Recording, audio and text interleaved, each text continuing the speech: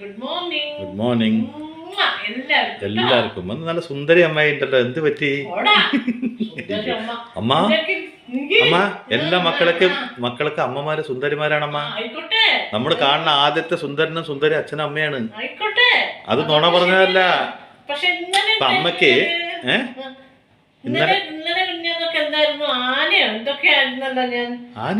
എന്തൊക്കെ പറഞ്ഞല്ലോ നീ. എന്നിട്ട് എന്റെ കുടുംബത്തിലെ അവരൊക്കെ നിന്നെ ഓരോന്ന് പറഞ്ഞപ്പോ എനിക്ക് ഞാൻ ഇന്ന് സുന്ദരിയായി. അത് മാത്രല്ല, ഇവനെ ഇന്ന് എന്താ ഉദ്ദേശിക്കുന്നത്? എന്നും വൈകി നീക്കുന്ന ആളാണ് കേട്ടാ. വൈകി നീക്കിയല്ല, അമ്മേനെക്കാളും വൈകിട്ട് നീക്കും. അതന്നെയല്ലേ ഞാൻ പറയുന്നത്. എന്നെക്കാളും വൈകിയല്ലേ നീക്കുക. അന്നുണ്ട് ഞാൻ എണീക്കണേന്റെ മുമ്പ് വന്നിട്ട് വാതിൽ തുറന്ന് എന്റെ അടുത്ത് വന്ന് കാലിൻ്റെ ഇരുന്നിട്ട് അപ്പുറത്ത് അച്ഛൻ കിടക്കുന്നുണ്ടല്ലോ. അപ്പം പറയാ, അയ്യോ പാവല്ലേ അച്ഛാ അമ്മ. പക്ഷേ തോക്ക് ഇപ്പൊ ഒരു നന്നായി കിടന്നുറങ്ങുന്നുണ്ട് പാവം. ഇപ്പൊ നീട്ട് കഴിഞ്ഞാൽ രാവിലെ തൊട്ട് വൈകുന്നേരം വരെ പാവം എന്തെങ്കിലും പണിയെടുത്തോണ്ടിരിക്കും. ഒരു ഒഴിവേ ഇല്ല അല്ലേ അച്ഛാ? അതെ അതെ അച്ഛൻ. പിന്നെ എന്തല്ലേ നമുക്ക് ചന്ദ്രനെ കാണാൻ പറ്റുമോ? ചന്ദ്രനല്ല, അമ്പിളിമാമൻ. അതന്നെ, അമ്പിളിമാമന് ചന്ദ്രൻ വന്നത്. അതന്നെ, അമ്പിളിമാമനെ കാണാൻ പറ്റുമോ? കാണാൻ പറ്റുമെന്നല്ല, തൊടാൻ പറ്റുമോ? നമുക്ക് തൊടാൻ പറ്റില്ല അച്ഛാ. ഇതൊക്കെ ഞാൻ കേക്കുന്നുണ്ട്. എന്തിനറിയോ? പോളിഷ് അടിക്കുക വന്നിട്ട്. ഓ അച്ഛനതിന്റെ ഒരു താളം. അല്ലമ്മ, അല്ല നല്ലത് പറഞ്ഞപ്പോഴും അമ്മക്ക് നോക്ക്. നല്ലതൊക്കെ എന്തിനാ പറഞ്ഞു? അല്ലമ്മ, ചെറുപ്പം മുതല് അല്ല ചെറുപ്പം മുതല് നിങ്ങൾ അമ്പിളിമാമനെ പറഞ്ഞ് ഞങ്ങളെ പറ്റിക്കുന്നില്ലേ? അപ്പൊ ഞങ്ങളുടെ അമ്മേനൊക്കെ ഇടയ്ക്ക് അമ്പിളിമാമ എന്നൊക്കെ വിളിക്കും. അമ്മ ആനക്കുട്ടി ആക്കിയതല്ല, ഒരു ആനേന്റെ അത്ര വലിയൊരു സംഭവമാണ് എന്റെ അമ്മ എന്ന് പറയാമെന്നാണ്. അതെങ്ങനെ ഇപ്പൊ മാറി? അത് മകളെ അപ്പന് പേടിയുണ്ട് പറഞ്ഞാൽ ഇപ്പൊ പേടിയാ. ആടില്ലാത്ത അപ്പന്മാർക്കും പേടിയൊക്കെ ഉണ്ട്. ആ പഴഞ്ചൊല്ലൊക്കെ ഞങ്ങൾ മാറ്റി. ആയിക്കോട്ടെ ആയിക്കോട്ടെ. നീ പറഞ്ഞത് അല്ലാണ്ട് ഇന്ന് രാവിലെ വന്നിട്ട് എന്റെ കാക്കൻ്റെ ഇത്രയും പോളിഷ് അടിക്കില്ല. അപ്പൊ ഇന്നേ ഇടിച്ചക്കി മുരിങ്ങക്കായും പരിപ്പും കൂടി ഒരു കറി, ഒരു സിമ്പിൾ കറി. ഒരു കറി തന്നെ എല്ലാവരും കൊണ്ട് വെക്കാൻ പറ്റില്ല. അപ്പൊ അതിന് നാളികേരൊന്നും വേണ്ട. അപ്പൊ അതിന് വേണ്ട സാധനങ്ങള് കുറച്ച് ഒന്ന് വറക്കണ്ട കേട്ടോ, പച്ചക്ക്. അതായത് മുളക്, കുറച്ച് മല്ലി. പിന്നെ ഞാൻ പച്ചമല്ലിയല്ല, കുറച്ച് പൊടിയാണ് ഇട്ടിരിക്കുന്നത്. മുളക് പച്ചക്ക് തന്നെ. മല്ലിപ്പൊടി എന്ന് പറഞ്ഞാൽ നമ്മൾ ഒന്ന് ചൂടാക്കി പൊടിച്ച പൊടിയല്ലേ, അതൊരു കുറച്ചേ വേണ്ടു.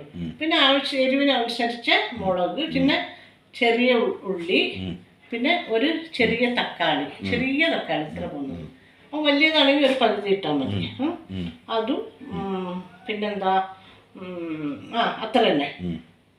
മുളക് ഒരിത്തിരി, മല്ലി എന്ന് പറഞ്ഞ ഒരു 1/4 ടീസ്പൂൺ മല്ലി ഇട്ടാ, ഒരു പേരിന്.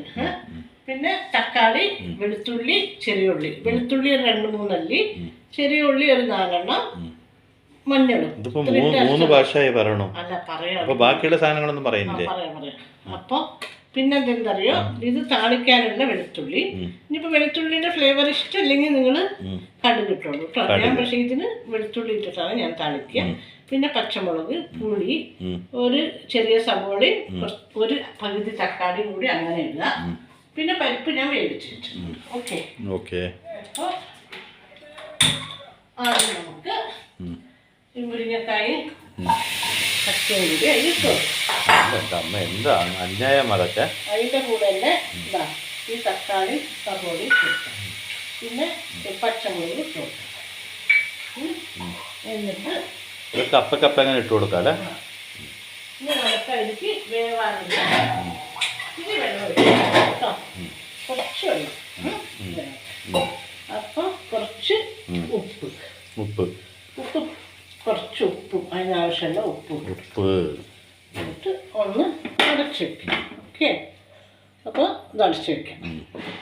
മഞ്ഞൾ ഞാൻ ഇതിലിട്ടത് കൊണ്ടാണ് അതിലിടാത്തത്. അപ്പോൾ അടച്ച് വെക്കാം. അപ്പൊ അത് വേവട്ടെ. അടച്ച് വെച്ചു. ഇനി അത് എന്നാലും എൻ്റെ അമ്മ നല്ലത് പറഞ്ഞാലും കംപ്ലൈൻറ്റ്, ഇന്നലെ നല്ലതാണ് പറഞ്ഞത്, പക്ഷെ തെറ്റിദ്ധരിക്കപ്പെട്ടു എന്ന് മാത്രം. എനിക്ക് അല്ല അത്ര ഒരു ക്ലാരിറ്റി കൊടുക്കാൻ പറ്റാത്തതുകൊണ്ടാണ്. ഞാൻ എന്തോ ഉദ്ദേശമാണ്, ഒരു കവിതയെ ഉദ്ദേശിച്ചാണ്, അത് ശവിയായി പോയത് മാത്രം. ഒരു കവിയുടെ ഉദ്ദേശം പക്ഷെ അതിങ്ങനെ കേൾക്കുമ്പോ അച്ഛൻ എന്നിട്ട് ഇങ്ങനെ ചിരിക്കും. എന്നിട്ട് ആരുടെങ്കിലും ആ സമയത്ത് എൻ്റെ വീട്ടിലെ അവരുടെ അനിയത്തി ആരെങ്കിലും വിളിക്കുകയാണെങ്കിൽ എന്തായിട്ടാ വിശേഷം? വിശേഷം എന്താ രണ്ടെണ്ണം കൂടെ കുട്ടികൾ കടിപിടി കൂടിക്കൊണ്ടുണ്ടായിരുന്നു നേരം പറയും. അങ്ങനെ അത് പോട്ടെ. എന്തായാലും രാവിലെ നല്ലത് പറഞ്ഞ നമ്മുടെ മോത്തർ പ്രസാദം. അതൊക്കെ എന്നാലും അമ്മ കേട്ടെന്ന് ആസ്വദിച്ചു കേട്ടോ, അത് വേറെ കാര്യം. ഇപ്പൊ കംപ്ലൈന്റ് പറയണ്ടെങ്കിലും. അപ്പൊ അമ്മക്കുട്ടിയുടെ കഥാപ്രസംഗം തുടങ്ങാൻ പോവാണ്. എല്ലാവരും ഒന്ന് സഹിക്കണം, അമ്മ തുടങ്ങുകയാണ്. എല്ലാവരും ഒന്ന് കേൾക്കണം, അമ്മ തുടങ്ങി നോക്കെ. ഇങ്ങനെയാണ് ചെറിയ മിസ്റ്റേക്ക് സംഭവിക്കുക. അല്ലല്ല, തെറ്റി പറഞ്ഞാണ് അമ്മ. കുട്ടികളെ അല്ല, സഹിക്കണം എന്നല്ല, നിങ്ങൾ കേൾക്കണം എന്ന് പറയാൻ പോയത് തെറ്റിപ്പോയതാണ്. ആയിക്കോട്ടെ. അല്ല, എല്ലാരും ഗ്രഹിച്ചോളൂ എന്ന് പറയാൻ പോയതാണ്, അത് സഹിച്ചോളൂ എന്നായി. ഒരു അക്ഷരം തെറ്റിപ്പോയതാണ്. മനസ്സിലായി, എല്ലാവർക്കും മനസ്സിലായി. ഇനി മനസ്സിലായില്ലെങ്കിലോ അത് അമ്മ ഇട്ട് കൊടുത്തിട്ട് മനസ്സിലായി കൊടുക്കും. ഉറപ്പ്. ദുഷ്മൻ കിതർ ഹേ എന്ന് പറഞ്ഞ ബഗൽ മേ ഹേ. ഒരു നാട്ടിലെ ഒരു രാജാവ്. വന്നല്ലോ രാജാവ്. ഞാൻ എന്തായി വനമാല വരാത്ത. ഒരു നാട്ടിലെ ഒരു രാജാവ് നല്ല രാജഭരണത്തെ കാഴ്ചവെച്ച് ആ നാട്ടിലെ പ്രജകളൊക്കെ നല്ല സുഖ സന്തോഷത്തോടെ സമൃദ്ധിയോടെയൊക്കെ ജീവിക്കുക. രാജാവിനും എല്ലാം കൊണ്ടും നല്ല ഒരു രാജ്യം. പക്ഷെ ഈ രാജാവിന് എന്താ പറയുക, ഇത്രയൊക്കെ ആ നാട്ടിലെ എല്ലാവരും നല്ല രാജാവാണെന്ന് പറഞ്ഞ് പുകഴ്ത്തുന്നുണ്ട്. പിന്നെ എവിടെ നോക്കിയാലും സമൃദ്ധി സന്തോഷമൊക്കെയാണ്. അങ്ങനെ ഉണ്ടെങ്കിലും കൂടി ഈ രാജാവിന് എന്തോ ഒരു കുറവുള്ളത് പോലെ മനസ്സിന് എന്തോ ഒരു വിഷാദഭാവം, ഒരു സന്തോഷക്കുറവ്. രാജാവ് പെണ്ണ് കിട്ടിയിട്ടുണ്ടാവില്ല, അല്ലെങ്കിൽ പിന്നെ ഭാര്യയായിട്ട് എന്തായാലും അഭിപ്രായ വ്യത്യാസം ഉണ്ടാവും. പറയട്ടെ. അപ്പൊ ഈ രാജാവിന് എപ്പോ നോക്കിയാലും ഒരു വിഷാദഭാവം, ഒരു സന്തോഷക്കുറവ് രാജാവിന് തന്നെ മനസ്സിലാവുന്നില്ല. അത് കൗൺസിലിങ്ങിന് പോയാൽ മതി, മാനസികമായിട്ട് വല്ല തകരാറായിരിക്കും. ഇതൊന്നുമല്ല, അന്നുണ്ട് വേറെ ആൾക്കാരുണ്ട് ചെയ്യാൻ. അറിയില്ലേ? അപ്പോ ആണോന്ന് അപ്പൊ ഈ രാജാവിന് തന്നെ മനസ്സിലാവില്ല എന്താണ് എന്റെ സന്തോഷക്കുറവിന് കാരണം എന്ന് രാജാവിന് തന്നെ മനസ്സിലാക്കാൻ പറ്റില്ല. അപ്പൊ പിന്നെ അത്യാവശ്യം രാജാവിന്റെ ഉള്ളിൽ എന്താണെന്ന് രാജാവിന് തന്നെ അറിയിച്ചപ്പോ നമ്മള് ചില ദിവസങ്ങളിൽ പറയില്ലേ, എന്താണാവോ എനിക്ക് എന്തോ ഒരു വിഷമം എന്ന് പറയും. അത് പിന്നെ മനുഷ്യന്മാർക്ക് സാധാരണ ഉണ്ടാവും. എന്താ പറയും, ചില ദിവസങ്ങളിൽ എന്തോ പറയാൻ പറ്റാത്തൊരു വിഷമം എന്നൊക്കെ പറഞ്ഞ് നമ്മളെല്ലാരും പറയും. അത് ഒരു ദിവസത്തെ കാര്യമല്ലേ, അതെന്തെങ്കിലും നമ്മുടെ മനസ്സിൽ തോന്നിയിട്ട് എന്താ ആയിരിക്കും പറയാൻ പറ്റില്ല. പക്ഷെ ഈ രാജാവിന് എന്നും ഈ സന്തോഷക്കുറവ്. അപ്പൊ ആൾക്കാരെ മനസ്സിലാവില്ല, എനിക്ക് ഇത്രയൊക്കെ ഉണ്ടായിട്ടും എന്റെ രാജ്യം ഇത്രയും സന്തുഷ്ടമായി ജീവിച്ചിട്ടും രാജ്യത്തുള്ളവരൊക്കെ സന്തോഷിക്കുന്നുണ്ട്, എനിക്ക് എന്താണ് ഈ സന്തോഷക്കുറവ് എന്ന് രാജാവിന് അതും ഒരു ചിന്ത. അപ്പൊ രാജാവ് എന്ത് ചെയ്യും, ഇതന്നെ ആലോചിച്ചുകൊണ്ടിരിക്കുകയാണ് രാജാവ് കേട്ടോ. എന്താണ് വേണ്ടെന്ന് സ്വന്തം രാജാവിന് തന്നെ അറിയില്ല, ചിന്തിച്ചുകൊണ്ടിരിക്കുകയാണ്. ഈ രാജാവിന്റെ പ്രജകളാണ് അത്ര സന്തോഷമായിട്ടുള്ളത്. അവരൊക്കെ സന്തോഷമായിട്ടുണ്ട്, അവർക്ക് എല്ലായിടത്തും സന്തോഷമുണ്ട്. ഈ രാജാവിന് മാത്രമാണ്. ഇപ്പൊ എനിക്കൊരു കാര്യം പിടി കിട്ടി. ഈ പ്രജകളൊക്കെ എത്ര സന്തോഷമായിട്ടിരിക്കാൻ കാരണം എന്താ അറിയോ, രാജാവ് ഒരു പൊട്ടനായതുകൊണ്ടായിരിക്കും. കാരണം എല്ലാ പ്രജകൾക്കും എല്ലാം കൊടുത്തിട്ടുണ്ട്. ഒരു സ്വാർത്ഥിയാണെങ്കിൽ എന്ത് ചെയ്യോ, ഭയങ്കര ബുദ്ധിശാലിയാണെങ്കിൽ കുറേശ്ശെ നിൽക്കുന്ന രാജാവേ എന്ന് പറയണവരെ ചോദിക്കണവരെ കുറേശ്ശെ നുള്ളി കൊടുക്കും. ഇത് വാരി കൊടുത്തിട്ടുണ്ടല്ലോ, വാരി കൊടുക്കുന്നവരൊക്കെ പൊട്ടന്മാരാണ്. രാജാവ് ഒരു പൊട്ടനാണ് അല്ലേ? അപ്പൊ ആ നാട്ടില് അമ്പലത്തിന്റെ ഒരു ആൾത്തറയില് അമ്മ ഞാനൊരു കാര്യം ചോദിക്കട്ടെ, ഈ മഹർഷിക്ക് ഈ ആൾത്തറ മാത്രം നോക്കിയിരിക്കാനുള്ള ഉദ്ദേശം. ഇപ്പൊ ഞാൻ എന്താ അറിയോ, ഏതെങ്കിലും അമ്പലത്തിന്റെ ആൾത്തറ കാണുമ്പോ അമ്മ പറഞ്ഞ ഈ കാര്യം എൻ്റെ ഓർമ്മ, ഒരു മഹർഷി മിറ്റ് ഉണ്ടാവുമോ? ഞാനൊരു നോക്കും. എന്താ അറിയോ, ഞാനിപ്പോ ഈ ഒരു കാവില് പോയില്ലേ നാളെ, ചെനക്കത്തൂർ കാവില്, അവിടെ പോയിട്ട് നോക്കുമ്പോൾ അവിടെ ആൾത്തറയിൽ മുഴുവനും വെറുതെ ഇരിക്കുന്ന ആൾക്കാർ ലാട്ടി അടിച്ചുകൊണ്ട്. ഞാൻ അതിൻ്റെ ഉള്ളിൽ വല്ല മഹർഷി ഉണ്ടോ നോക്കിയിട്ടോ, ഒരു ഋഷിയില്ല. ഒക്കെ കള്ളന്മാരിങ്ങനെ ഇരിക്കും പോലെ എന്തൊക്കെയോ പറഞ്ഞുകൊണ്ട് ആൾക്കാരെ കമാൻഡ് അടിച്ചുകൊണ്ടൊക്കെ ഇരിക്കണം. മാരുഷിമാരെ കണ്ടേ ഇല്ല. അത് അന്നായതുകൊണ്ടായിരിക്കാം ഇന്നൊരൊറ്റ മാരുഷിനെ കണ്ടു. പക്ഷെ ഇങ്ങോരെന്താണ് എപ്പോഴും ആലിന്റെ ചോട്ടിൽ തന്നെ പോയിരിക്കുന്നത്? ആ അമ്പലത്തിന്റെ ഉള്ളിൽ കയറി ഇരുന്നൂടെ? വേണ്ട, അമ്പലത്തിനടുത്ത് ആൽച്ചോട്ടിന്റെ അടുത്ത് പോയിട്ട് ഇങ്ങോട്ട് ഇരുന്നു. ആൽച്ചോട്ടിന്റെ അടുത്ത് പലഹാരം നിന്നുകൊണ്ട് ഒരു മഹർഷി ഇരിക്കുന്നു. അപ്പൊ ആ മഹർഷി ഓരോരോ മനുഷ്യരുടെ ഓരോരോ സന്ദേഹങ്ങളുണ്ടാവില്ല, സംശയങ്ങൾ, അങ്ങനെയൊക്കെ. അതന്നെയാണ് ഞാൻ നേരത്തെ പറഞ്ഞ കേക്കേ, മറുപടി പറയും. ഇതന്നെയാണ് ഞാൻ നേരത്തെ പറഞ്ഞ കൗൺസിലർ. കൗൺസിലർ നടത്തുന്ന വ്യക്തിയാണ്. അപ്പോ അങ്ങനെ എല്ലാവരുടെയും കാര്യങ്ങളൊക്കെ ചോദിച്ചറിഞ്ഞ് അവരുടെ കാര്യങ്ങൾക്കൊക്കെ ഒരു എന്താ ഉപദേശിച്ച് പരിഹാരമൊക്കെ കണ്ടു കൊടുക്കും എന്നൊക്കെ പറഞ്ഞപ്പോ പ്രജകൾ എല്ലാവരും ഇങ്ങനെ സംസാരിക്കുന്നത് കേട്ടപ്പോ രാജാവ് എന്നാ പിന്നെ ഞാൻ ആ മഹർഷിയെ കണ്ടിട്ട് എന്റെ മാനസിക രോഗം മാറ്റണം, കാരണം ഒന്ന് കണ്ടുപിടിക്കണം എന്ന് പറഞ്ഞ് പോയി. അവിടെ പോയി സ്വാമിയെ നമസ്കരിച്ചു, കാര്യങ്ങൾ പറഞ്ഞു. എനിക്ക് എല്ലാം ഉണ്ട് സ്വാമി, ഞാൻ ഈ നാട്ടിലെ രാജാവാണ്, ഞാൻ എല്ലാം ഉണ്ട്, എൻ്റെ നാട്ടിലെ പ്രജകളൊക്കെ സന്തോഷിക്കുന്നുണ്ട്, എനിക്ക് എന്താണെന്നറിയില്ല കുറെ ദിവസങ്ങളായിട്ട് ഒരു സന്തോഷക്കുറവാണ്. ഞാൻ പറയട്ടെ, മഹർഷി എന്ത് ചെയ്തെന്ന്? നേരെ കയ്യിലിരിക്കുന്ന ദണ്ടെടുത്തിട്ട് മണ്ടയ്ക്ക് കൊടുത്തു. ഇത്രയും ഉണ്ടായിട്ട് നിനക്ക് സന്തോഷമില്ലെങ്കിൽ നീ എന്നെ പോലെ വന്ന് ഇതിന്റെ ചോട്ടിലിരിക്കുക. അല്ല പിന്നെ ഇത്രയൊക്കെ ഉണ്ടായിട്ട് എന്താ അത്ര സന്തോഷക്കുറവ്? എവിടെ മഹർഷിയുടെ മുകളില്, ഞങ്ങൾ ടെറസിന്റെ മുകളില ഇങ്ങോട്ട് നോക്കൂ. മഹർഷി മുകളിലിരിക്കും പോലെ തോന്നി എനിക്ക്. രാജാവിന്റെ മുഖത്തേക്ക് സൂക്ഷിച്ചു നോക്കി. രാജാവിന്റെ മുഖത്തേക്ക് നോക്കണം. ലൈൻ അടിച്ചു. കണ്ണുകൾക്ക് സൂക്ഷിച്ചു നോക്കാന്ന് പറഞ്ഞാൽ ശരിയല്ലല്ലോ. ഈ മഹർഷി ആണായിരുന്ന അല്ലോ, മഹർഷികൾ എന്നും ആണുങ്ങൾ തന്നെ ആയിരിക്കും, പെണ്ണുങ്ങൾ മഹർഷി ഒന്നും ആവില്ല. അത് കാരണം ഓക്കെ, സന്യാസിനി അല്ലല്ലോ, മഹർഷി അല്ലേ, അംഗീകരിച്ചു. കണ്ണിലേക്ക് തന്നെ നോക്കി. അത് കണ്ട് രാജാവ് പേടിച്ചു.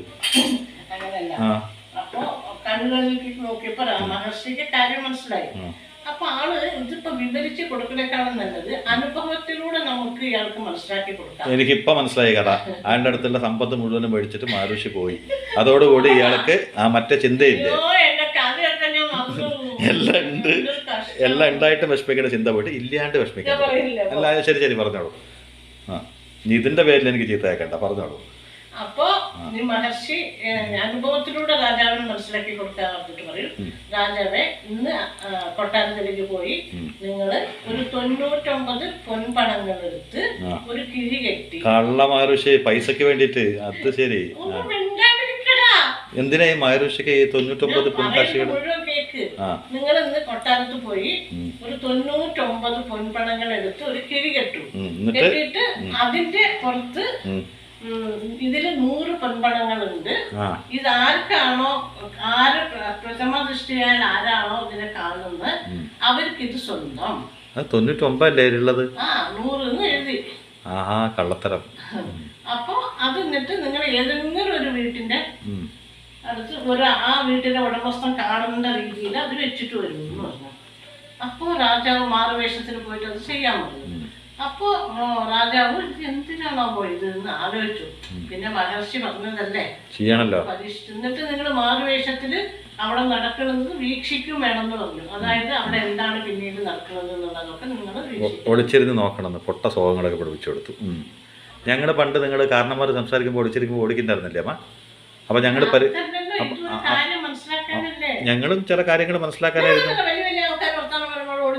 വലിയ വലിയ ആൾക്കാർ വർത്താനം പറയുമ്പോൾ നല്ല നല്ല കാര്യങ്ങൾ നമുക്ക് അറിയാൻ പറ്റുള്ളൂ. അപ്പൊ ഞങ്ങൾ അടിച്ചടിച്ച് ഓടിക്കുന്നത് നിങ്ങള്.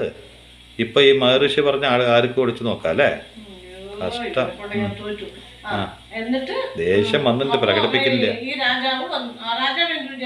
എന്തു വിചാരിക്കും? അരമനയിലെ പാചകക്കാരൻ എല്ലാവരും ഇറങ്ങി കഴിഞ്ഞിട്ട് അയാൾ വിട്ടു പോകും. കാരണം എന്താ അറിയോ, പാചകക്കാരൻ എന്ന് പറഞ്ഞാൽ പാചകക്കാരന്റെ സഹായിയാണ്. അപ്പൊ ആ അടുക്കളയിലെ എല്ലാ കാര്യങ്ങളും, എല്ലാ ഭക്ഷണമൊക്കെ വെച്ച് എല്ലാം കഴിഞ്ഞ് പാത്രങ്ങളും അങ്ങനെയൊക്കെ ആക്കിയിട്ടാണ് അയാൾ എന്നും അയാളുടെ വീട്ടിലേക്ക് പോവുക ലാസ്റ്റ്. അപ്പൊ അത് കാരണം ഇയാൾ പോകുമ്പോ തന്നെ ഇത് കാണണമല്ലോ ഈ കിഴി വെച്ചത്. അപ്പൊ മറ്റുള്ളവരൊക്കെ നേരത്തെ പോയി കിടന്നുറങ്ങില്ലേ. അപ്പൊ എന്താ പിന്നെ ഈ പാചകക്കാരന്റെ സഹായിയായിട്ടുള്ള ഈ ആളുടെ വീട്ടിൽ ഇത് വെക്കാമെന്ന് പറഞ്ഞ് അവിടെ കൊണ്ടുപോയി വെച്ചു. അപ്പൊ ഇയാള് എല്ലാ വീടും അടച്ച് അവരൊക്കെ ഉറങ്ങി. ആ സമയത്താണ് ഈ പാചകക്കാരൻ എന്നും വീട്ടിലേക്ക് പാതിര കോഴി വരും പോലെ വരും പാവം. അപ്പൊ അയാൾ ഇങ്ങനെ വരുന്ന സമയത്ത് വീടിന്റെ മുറ്റത്തിപ്പോ അവിടെ ഒരു കിഴി കണ്ടു. ഇതെന്താ വീടിന്റെ മുറത്തെന്ന് പറഞ്ഞ് നോക്കി എടുത്ത് വലിച്ചടഞ്ഞു. എന്ത് കിഴിയാണ് അതിൽ എഴുതിയിട്ടുണ്ടല്ലോ 100 പൊൻപണങ്ങള് ഇത് ആർക്കാർക്ക് അവർക്ക് സ്വന്തമാണ്. അപ്പൊ സന്തോഷായി. വേടോ കിഴിയൊക്കെ എടുത്തിട്ട് 100 പൊൻപണങ്ങളോ എനിക്ക് വേണ്ടി കാത്തിരിക്കണം എന്നും പറഞ്ഞ് അങ്ങനെ എടുത്തോണ്ട് അകത്ത് പോയി ഭാര്യ മക്കളും എല്ലാവരും കുറച്ച് നേരം അങ്ങനെ സന്തോഷിച്ചു. നമുക്ക് ഈ പണം ഒന്ന് എണ്ണി നോക്കാന്നായിക്കോട്ടെ. അപ്പൊ പിന്നെ നമുക്ക് എന്താ പരിപ്പ് കിട്ടും കേട്ടോ. ഇന്നത്തെ കാലത്താണെങ്കിൽ പ്രാങ്കാണ് വിചാരിച്ചത് എടുത്ത് വലിച്ചടയും. അന്നായതുകൊണ്ട് സത്യമാണ് വന്നിട്ട് എടുത്തിട്ട് ഉള്ളിൽ പോയി. ഈ പരിപ്പ് എങ്ങനെ അറിയോ, ഇത് നന്നായി ഉടയുണ്ട് അതില് വേവണം. പക്ഷെ ഇങ്ങനെ പിടിക്കുമ്പോ അങ്ങനെ നന്നായി വെന്തിരിക്കണം. നമ്മള് പറഞ്ഞാൽ കേക്കണ്ടേ അത് അങ്ങനെ വേവിക്കണം. അതാണ് ഈ കറിയുടെ ടേസ്റ്റ്. ഇതൊരു കർണാടക കറിയാണ്.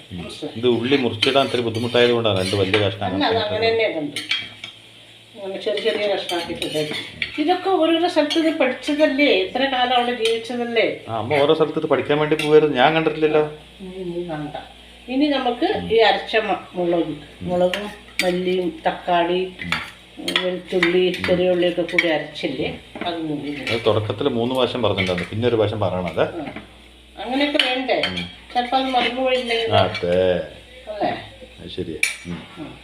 അപ്പോൾ ഇനി നമുക്ക് ഈ അരപ്പിൻ്റെ വെള്ളം കൂടി ഒഴിച്ചു കൊടുക്കാം. ഇപ്പൊ എനിക്ക് അരപ്പിന്റെ വെള്ളം ഒഴിക്കാത്തൊരു സാധനം കഴിക്കാനും കൂടി തോന്നുന്നില്ല. അരപ്പിന്റെ വെള്ളം പിന്നെ കളയാൻ പറ്റില്ല. അല്ല, അത് ഒഴിക്കാത്തൊരു സാധനം എനിക്ക് കഴിക്കാൻ തോന്നുന്നില്ല. എന്തുണ്ടാക്കണം അരപ്പിന്റെ വെള്ളം ഒഴിച്ചാൽ മതി. ഞാൻ ചോദിക്കാൻ തുടങ്ങി. ഈ കറി നാളികേരം ഒന്നും വേണ്ട, നല്ല സ്വാദാണ്.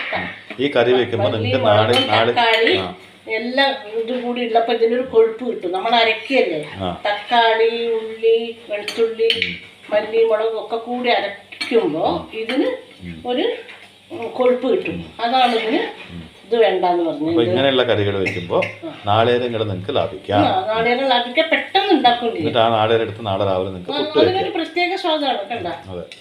അപ്പൊ ഒന്ന് തിളച്ചതിന് ശേഷം നമുക്ക് പുളി ഒഴിച്ചിട്ട് എന്നിട്ട് കിഴി അവർ എണ്ണി കൊണ്ടിരിക്കുകയായിരുന്നു വീട്ടിനുള്ളിൽ പോയിട്ട്.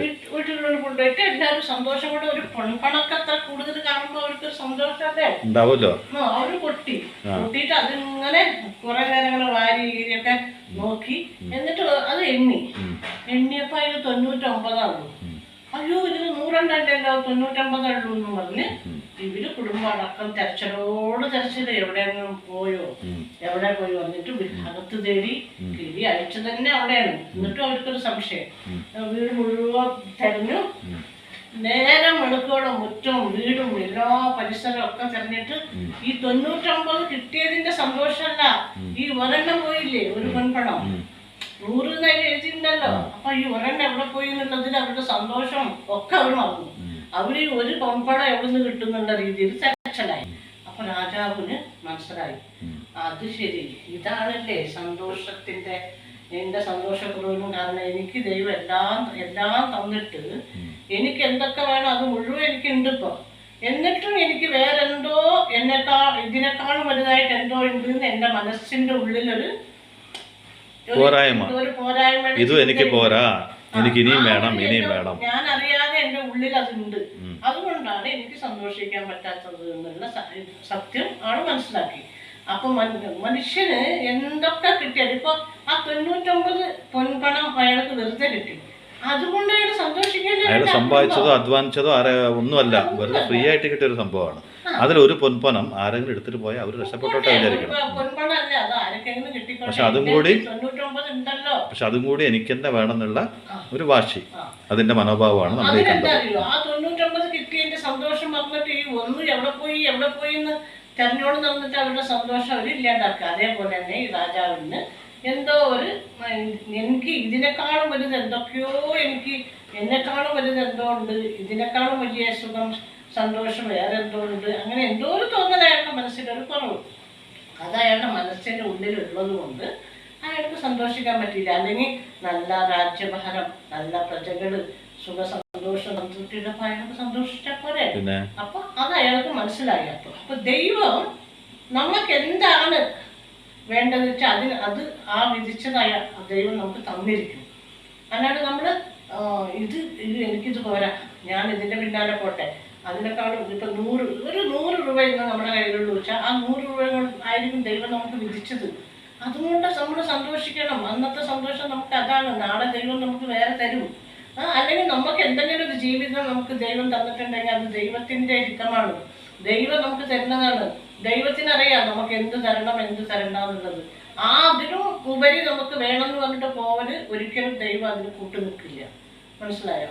അതന്നെയാണ് ഈ ആശ എന്ന് പറയണത്. ഒരിക്കലും ആസ്വാദനത്തിനെക്കാളും മുകളിൽ പോകരുത്. കാരണം ആശകൾ മനുഷ്യൻ ഇല്ലാണ്ടിരിക്കില്ല. മനുഷ്യൻ ജീവിച്ചിരിക്കുന്ന കാലം വരെ ആഗ്രഹിച്ചും കൊണ്ടേ ഉണ്ടാവും. പക്ഷെ ആഗ്രഹം എന്ന് പറയുന്നത് നമ്മുടെ സന്തോഷത്തിനെ നുള്ളി നശിപ്പിച്ച് ഒന്നും ഇല്ലാണ്ടെങ്കിൽ മുന്നോട്ട് സഞ്ചരിക്കാൻ പറ്റാത്ത രീതിയിൽ ആവരുത്. അപ്പോൾ ഉള്ളതിൽ ആദ്യം സന്തോഷിക്കുക, പിന്നെ നേടാനുള്ളതിനെ പറ്റി ചിന്തിക്കുക. അപ്പോൾ കൈ നിറച്ച് ഉള്ളപ്പോൾ ആ സന്തോഷം ഇല്ലാതെ ജീവിക്കാൻ അറിയാതെ എന്തിനാണ് അല്ലേ? പിന്നെ എന്തുണ്ടായിട്ട് എന്താണ് കാര്യം? നിങ്ങൾക്ക് എന്തുണ്ടോ നമുക്കുള്ളത് കൊണ്ട് സന്തോഷിക്കാൻ പഠിക്കണം. നാളെ ചിലപ്പോൾ നമുക്ക് ഇനിയും കൂടുതൽ കിട്ടിയാലും ഇന്ന് സന്തോഷിക്കണം, നാളെ നമുക്ക് സന്തോഷിക്കാനുള്ള സമയം ഉണ്ടായെന്ന് വരില്ല. അതിന് ദൈവം എല്ലാം നമുക്ക് ഒരുമിച്ച് നൽകിയതും വരില്ല. എന്ത് ആരോഗ്യമാവട്ടെ നമ്മുടെ ഒപ്പമുള്ള ജനങ്ങളാവട്ടെ. ഞാൻ പറയട്ടെ, ഇന്ന് നമ്മൾ സന്തോഷിക്കാൻ മറന്ന് ജീവിച്ചിട്ട് ഇനി എന്തോ നേടാനുണ്ട് എന്നുള്ള ആക്രാന്തം കൊണ്ട് മാത്രം ജീവിച്ച് നാളെ അതും നേടിയിട്ട് സന്തോഷിക്കാൻ നിൽക്കുമ്പോൾ ചിലപ്പോൾ നമ്മുടെ ഒപ്പമുള്ളവരൊക്കെ നമ്മുടെ ഒപ്പം ഉണ്ടാവില്ല. എന്താ പറയുക, ഏത് നേരം നമുക്ക് സ്നേഹിക്കാൻ സമയമില്ല, ആരെയും ബഹുമാനിക്കാൻ സമയമില്ല. അപ്പം എന്താ പറയുമോ, നമ്മുടെ ചുറ്റുള്ള ആൾക്കാർ നമ്മളെ വിട്ട് പോയി കഴിഞ്ഞിട്ടുണ്ടാവും. പിന്നെ നമ്മളെ സ്നേഹിക്കുന്നവർ നമ്മളെ വിട്ട് പോയതിനു ശേഷം നമുക്ക് എന്തുണ്ടായിട്ട് എന്താ കാര്യം? അപ്പോൾ ഈ നിമിഷം നമ്മുടെ കയ്യിൽ എന്തുണ്ടോ, നമുക്ക് എന്ത് ദൈവം നൽകിയോ അതിലാദ്യം സന്തോഷിക്കാൻ പഠിക്കുക. അതിന് ശേഷം നേടണമെന്നുള്ള ചിന്ത. അല്ലാണ്ട് കയ്യിലുള്ളത് അവിടെ ഉണ്ടായിട്ട് പോലും എനിക്ക് ഒരു സന്തോഷവും ഇല്ല, എനിക്ക് ഇനിയും ഒരു വേണമെന്നുള്ളൊരു എന്താ പറയുക അതിമോഹം. ആ അതിമോഹം സർവനാശത്തിന് കാരണമാകും. ഇപ്പൊ ഈ കഥയിൽ പറഞ്ഞ പോലെ 99 പൊൻപണം അയാളുടെ അല്ല, അധ്വാനിച്ചതല്ല, വെറുതെ കിട്ടിയതാണ്. ദൈവം കൊടുത്തതാണെന്ന് വെക്കി ദൈവം വിചാരിക്കേണ്ട ഈ ലോകത്തൊന്നും നടക്കില്ല. അപ്പൊ ദൈവം ആ അനുഗ്രഹം അയാൾക്ക് കൊടുത്തു. അതുകൊണ്ട് അയാൾ അതുകൊണ്ട് സന്തോഷിച്ച്, അയ്യോ ദൈവമേ, ദൈവം എനിക്ക് തന്നതാണ് എന്നുള്ള സന്തോഷം, ദൈവത്തിന് നന്ദി പറഞ്ഞ അല്ലേ. ദൈവം വിചാരിക്കാനും ഒന്നും നടക്കില്ലല്ലോ ഒരിക്കലും. അപ്പൊ അത് ആ എന്താ പറയാ, രാജാവ് ആ മഹർഷി രാജാവിന്റെ നിമിത്തം മാത്രമാണ് അവര്. അത് കൊടുക്കണമെങ്കിൽ അത് ദൈവം തന്നെയല്ലേ, ദൈവത്തിന്റെ ഇതല്ലേ നടക്കുള്ളൂ. അപ്പൊ അങ്ങനെ കിട്ടിയപ്പോ അതുകൊണ്ട് സന്തോഷിക്കുക. അപ്പൊ ആ ഒരു പൊൻപണം എവിടെ പോയി എന്ന് പറഞ്ഞാൽ അതിൽ ആർക്കെങ്കിലും കിട്ടിക്കോട്ടെ. എന്ത് സംഭവിച്ചു? ആ 99 ഉള്ളതിന്റെ സന്തോഷം കൂടി പോയി. ആ കിട്ടിയതിന്റെ സന്തോഷം ഉണ്ടാവുന്നത്, എനിക്ക് കിട്ടി വെറുതെ കിട്ടിയത്, ആ സന്തോഷം കൂടി കളഞ്ഞിട്ട് എന്താ ഉണ്ടായി, രാജാവിന് ആ സത്യം മനസ്സിലായി. ഞാൻ വെറുതെ സന്തോഷം ഇല്ലാണ്ടാക്കിയതാണെന്ന് മനസ്സിലാക്കി കൊടുത്തു മഹർഷി. നമുക്ക് വിധിച്ചത് ഒരിക്കലും നമ്മളെ വിട്ട് പോവില്ല, നമുക്ക് വിധിക്കാത്തത് ഒരിക്കലും നമുക്ക് കിട്ടില്ല. എത്ര തലകുത്തി പറഞ്ഞാലും നമുക്ക് വിധിക്കാത്തത് എന്തെന്നാണെങ്കിലും നമുക്ക് കിട്ടില്ല. അത് വെറുതെ വരവിടണം. അപ്പോൾ ഇങ്ങോട്ട് മാറ്റും.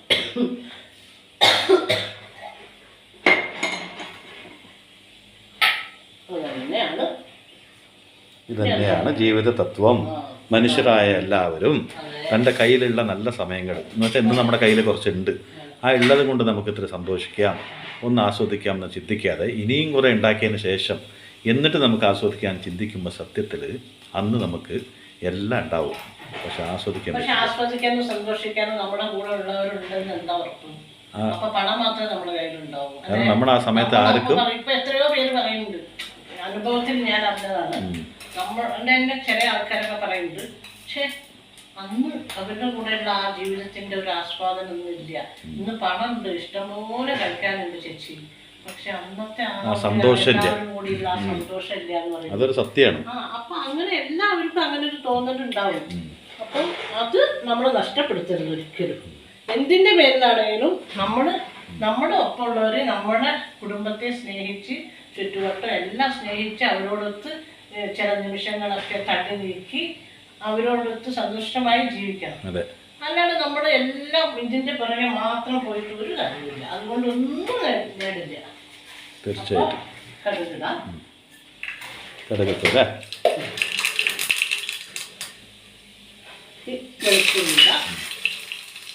ഇനി കറിവേപ്പില കുറച്ച് ഇടും കേട്ടോ. എന്താ കറിവേപ്പില ആഹാ അങ്ങനെ അതിൻ്റെ ഒരു കുറ്റം കൂടി എനിക്ക് കേൾക്കാൻ വയ്യ പറഞ്ഞിട്ട്.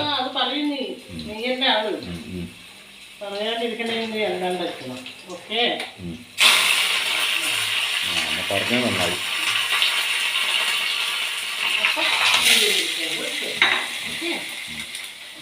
നോക്ക്, കറി ഉണ്ടോ?